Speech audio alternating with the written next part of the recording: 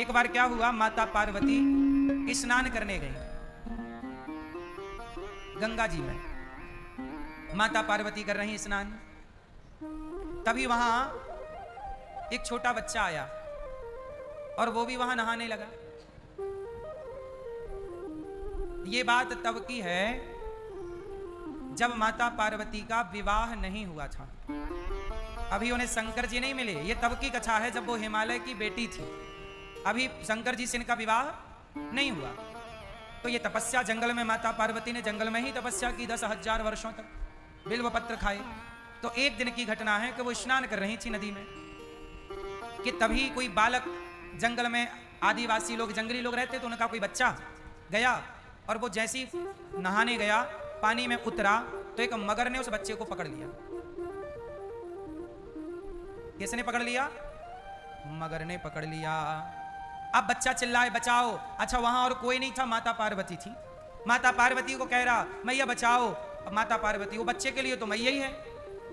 पार्वती जी उस समय कुंवारी भले थी पर माँ तो थी वो। मातृभाव से उस बच्चे ने पुकारा माँ बचाओ, मैया बचाओ।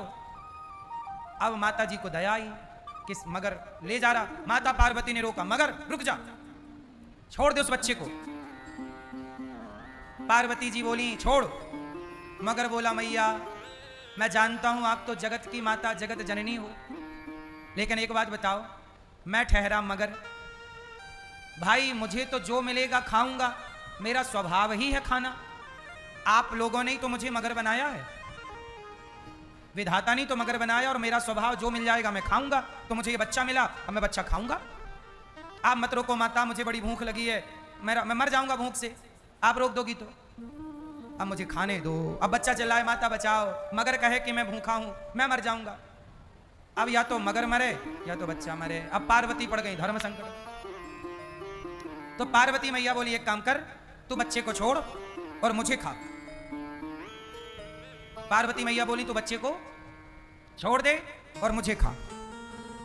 तो मगर बोला मैया एक उपाय और है, मैं आपको भी छोड़ सकता हूं और बच्चे को भी छोड़ सकता हूं।